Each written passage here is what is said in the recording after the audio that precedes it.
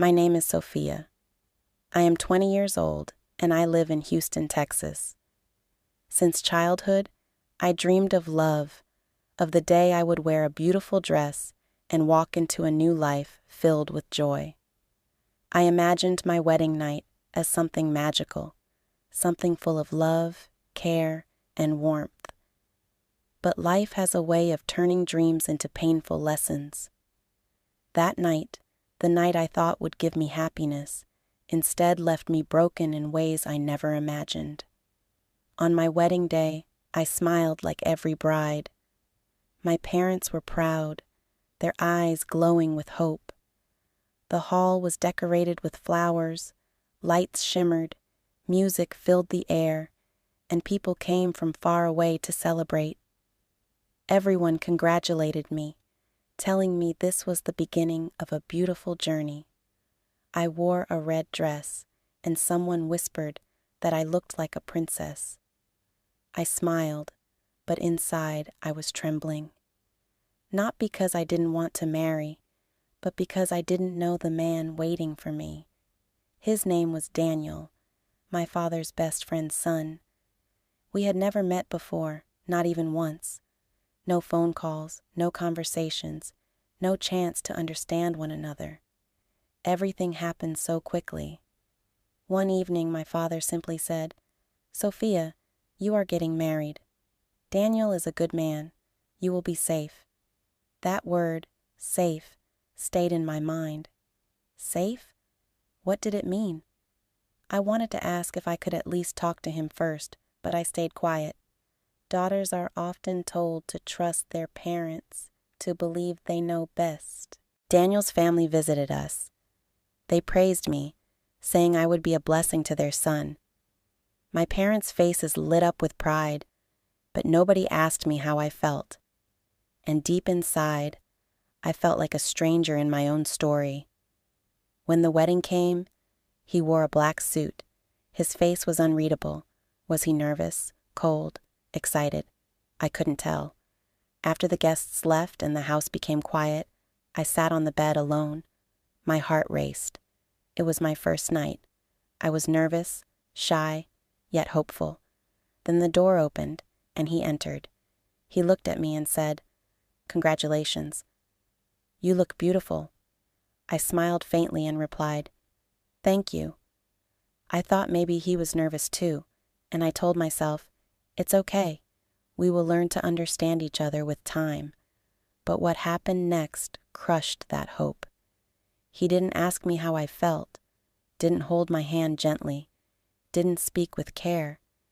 Instead, he touched me roughly, like I wasn't a wife, but just a body to claim. I tried to speak, but no words came. He undressed me like I was nothing more than an object. His eyes didn't show love, they showed control. And in that moment, I realized this was not the dream I had been waiting for. This was not safety. This was not love. When he was finished, he turned away coldly. I was left trembling, still wearing parts of my wedding dress, my heart shattered into pieces. Then came the words that destroyed me even more than his actions.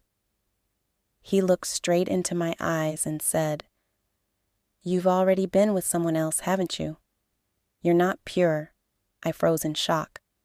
My lips trembled as I whispered, "What?"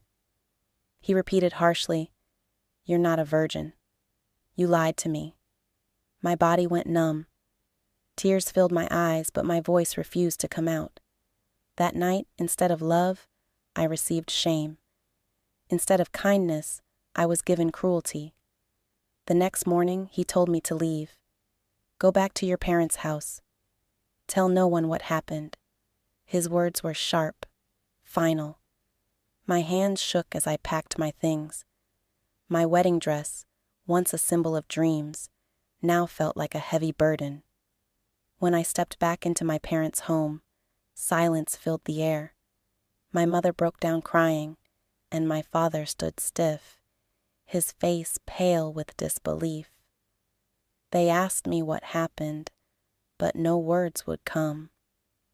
I sat on the floor, broken, asking myself again and again, why me? What did I do wrong? Soon, rumors spread like wildfire. Daniel told people lies, saying I wasn't innocent, that I had deceived him. Neighbors whispered, relatives turned their faces, and people judged me without even hearing my side. I became the girl who came home the next morning, a label that carried shame I didn't deserve. I begged my parents to believe me. They said they did, but I could see the pain in their eyes.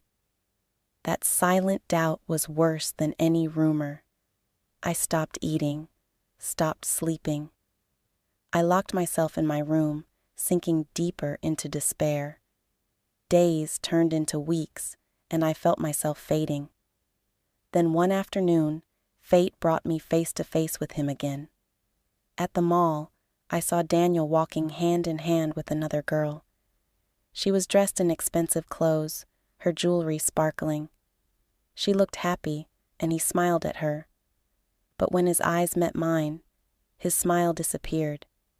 He walked toward me slowly and said, "Sofia, I'm sorry I didn't understand you. I thought rich girls were better, but they don't love like you. They don't pray for me, care for me, cry for me like you did." My heart pounded, but not from love, this time from anger and strength. I looked at him and said, "You left me when I needed you most. You called me a liar. You spread rumors that destroyed my life. You broke me into pieces." He stood silent, his eyes down. I continued, "You want forgiveness? Ask her, the girl you're holding, because the one you destroyed no longer exists." He stared at me, shocked. I added, "I forgive you, not because you deserve it, but because I deserve peace. My healing is not about you, it's about me." And with those words, I walked away. That night, I cried again, but they were the last tears I would ever shed for him. From that day, I began to rebuild myself. I looked in the mirror and whispered, "You are not weak. You are not dirty. You are not what he said." Slowly, I became stronger. My pain turned into power, and my scars became my strength. My parents saw the change in me, and one evening my father held my hand, his eyes full of tears. He said, "We were wrong. You were always pure. We are proud of you." That moment healed a part of me I thought was lost forever. Later, Daniel's parents came to apologize. They admitted their son was wrong, that they were ashamed of what had happened. But by then, I had already chosen myself. I didn't need their acceptance or his regret. I had found my worth. I started a small support group for girls like me, girls who cried in silence, girls who felt broken, girls who thought their voices didn't matter. Together we talked, we cried, and we healed. I told them, "You are not what people say. You are what you believe. You are strong. You are enough. And you are never alone." To every parent, I say this: don't silence your daughters. Don't rush them into marriages they don't understand. Let them speak. Let them choose. Because a lifetime is too long to spend in pain.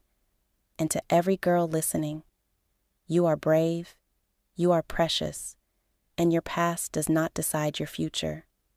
My story is not just mine anymore. It belongs to every girl who has ever been silenced, every heart that has ever been broken. If you have ever cried in silence, know this: you can find your voice again. You can stand. You can heal.